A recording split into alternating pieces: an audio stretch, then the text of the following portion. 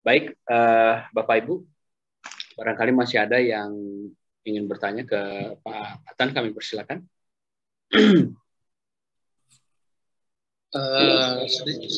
Sedikit Pak Yus, sekedar Ya, tambahan. silakan. Terima kasih. Sebenarnya ada kisah yang menarik juga nih dengan Pak Patan ini. Karena beliau ini sering membuat di status di laman Facebook itu dengan sebutan pegawai renul. Sebenarnya ini perlu kita pertanyakan ini. Apa itu sebenarnya pegawai renul itu? Karena ini menjadi ciri khasnya. Ketika beliau menulis selalu mengatakan pegawai renul katanya. Dan ada kisah yang lucu juga akibat kalimat pegawai renul ini. Pernah saya juga hampir berselisih paham di media Facebook karena memutu kebetulan Pak Patan lewat, saya foto, saya posting. Jadi mungkin rekan-rekan beliau agak tersinggung ketika saya katakan ini pegawai renul. Ini perlu kita pertanyakan untuk saat ini Pak Yusradi. Kebetulan beliau di sini, apa sebenarnya maksud dari pegawai renul itu? Ya, jadi mungkin istilah beliau gunakan ini. Terima kasih. Ya, jadi langsung ke orangnya biar jelas. Kita nggak dengar dari sumber ketiga ya. Kalau bahasa gayunya itu kene-mukene. Nah ini saya juga penasaran nih Pak Patan. Sebetulnya renul ini apa ini? Kenapa sampai pegawai renul begitu ya? Silakan. Terima kasih. Jadi mungkin munculnya istilah renul itu karena memang saya berkaca pada realita bahwa saya berangkat menjadi pegawai negeri sipil itu hanya berijazahkan SMA. Sementara teman-teman lain saat ini mungkin pendidikannya sudah S1, S2, bahkan S3. Kemudian dengan posisi demikian, saya merasa bahwa status saya itu memang pegawai renul, artinya tidak punya pengaruh, tidak punya jabatan, tidak punya kewenangan. Itulah yang kemudian saya dengan bangga bahkan menyebut diri saya sebagai pegawai renul. Bahkan saat ini teman-teman di luar daerah yang tidak paham bahasa Gayo juga sering memanggil saya dengan Pak Renul, Pak Ren gitu. Tapi sebetulnya mungkin ada sedikit filosofi di balik sebutan renul tersebut.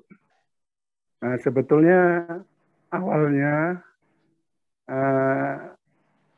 ide memunculkan nama renul ini mungkin ada sedikit idealisme di situ. Jadi renul ini kalau awal-awalnya itu singkatan dari rajin dan efektif menulis, renul. Karena selama ini mungkin dari ratusan bahkan ribuan pegawai negeri mungkin hanya 1-2 yang aktif kemudian untuk mengaktualisasikan dirinya di dalam literasi ini. Mungkin itu sebagai cerita filosofinya atau idealismenya. Tapi di dunia nyata memang kenyataannya demikian. Sampai saat ini saya sudah bekerja sebagai pegawai negeri sudah lebih dari 32 tahun dan saya memang tidak ada keinginan untuk melanjutkan kuliah atau meraih S1 saya. Karena saya hanya ingin mengoptimalkan kemampuan yang ada pada diri saya, walaupun mungkin secara karir itu tidak optimal, tapi secara manfaat saya dapat merasakannya bahwa apa yang saya kerjakan saat ini minimal membawa kebaikan bagi diri saya, bagi keluarga saya, dan setidaknya juga sedikit banyaknya memberi manfaat kepada orang lain. Mungkin itulah gambaran tentang istilah renul yang mungkin kemudian menjadi landmark atau trademark saya baik di dunia maya maupun di dunia nyata. Karena sekarang ini, kalaupun berjumpa dengan teman-teman di mana saja, mereka mengangkat tangan, halo Pak Ren, halo Pak Renul. Itulah. Dan itu kebanggaan bagi saya, bahwa saya dengan segala keterbatasan saya masih bisa berbuat. Dan mudah-mudahan aktivitas saya ini tidak akan terhenti walaupun nantinya saya tidak lama lagi akan memasuki masa pensiun. Justru saya berkeinginan bahwa setelah pensiun nanti aktivitas saya di luar berkurang, saya ingin lebih fokus kepada menulis. Ada satu obsesi saya, ingin menerbitkan sebuah novel. Mungkin beberapa bab dalam novel ini sudah mulai saya tulis, tapi saya akan publikasikan nanti setelah novelnya selesai. Jadi tidak usah ragu untuk memanggil saya Pak Renul, karena memang kenyataannya seperti itu. Kemudian istilah itu juga akan saya abadikan lewat buku saya yang nanti insya Allah bisa terbit.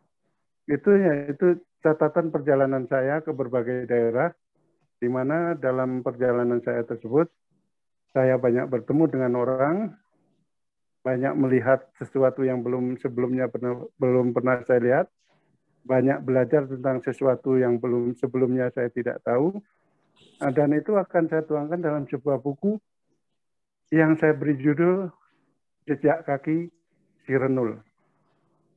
Dan mungkin mudah-mudahan dengan judul fantastis seperti itu, buku saya nanti bisa bestseller. Amin. Tentunya Amin. Tentunya dengan dukungan penuh dari adik saya Yusradi bersama Mahara Publishing-nya. Sudah tidak penasaran lagi, saya rasa Pak Asrin, inilah mungkin latar belakang munculnya istilah seperti itu. Dan saya merasa bahwa saya menulis ini sebetulnya di luar kapasitas saya. Karena sebetulnya seperti Pak Asrin sendiri sudah menyandang gelar S2 ya. Kemudian yang lain juga ada sudah yang S3. Dan tulisan-tulisan mereka wajar saja kalau tulisan mereka itu sangat mantap. Sementara saya dengan pendidikan yang ala kadarnya ini, saya coba berbuat kira-kira yang bisa berguna atau bermanfaat bagi orang lain. Itu penjelasan saya. Terima kasih.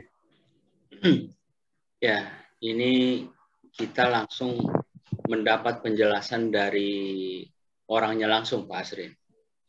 Jadi kalau kita simpulkan bahwa memang Pak Patan ini orang yang rendah hati, ya, tawadu ya, walaupun disebut renul, tapi sesungguhnya melebihi renul itu. Dan buat saya bahwa nanti kalau ditanya orang, Pak Patan di luar, gimana Pak ngejanya renul? Bilang aja Mr. Ren, begitu, biar keren. Ya, Mr. Ren, begitu ya. Nah, kalau Gayo nggak apa-apa renul. Nah, tapi kalau di luar Mr. Ren. Jadi sesungguhnya Mr. Ren ini lebih hebat kebermanfaatannya dari pejabat sekalipun. Nah, itu yang luar biasa karena menginspirasi banyak orang. Dan buat saya pribadi, ya itu tadi kata kuncinya, di tengah keterbatasan kita bisa menghebatkan diri, menghebatkan orang, membesarkan orang, itu sesungguhnya yang luar biasa. Kalau saya berpandangan seperti itu, Pak Asrin. Apalagi memberikan manfaat lebih buat orang. Dan sebaliknya, ketika kita dikasih amanah, berupa jabatan, berupa materi, harta berlimpah, berupa ilmu, tapi yang kita kerjakan lebih kecil dari renul tadi, begitu. Nah, ini nggak ada apa-apanya sebetulnya. Nah, karena kan yang dinilai itu kebermanfaatannya. Jadi ini filosofi dari Mr. Ren ini luar biasa ya. itu juga jadi pelajaran ke kita orang-orang muda supaya bagaimana mengikuti jejak Pak Patan ini untuk terus tawadu begitu ya. Tawadu kalau bahasa kita di sini makin misi makin relem begitu ya. Jadi makin berisi makin nunduk dia. Nah, dengan terus memberikan kebermanfaatan. Makasih Pak Patan atas penjelasannya.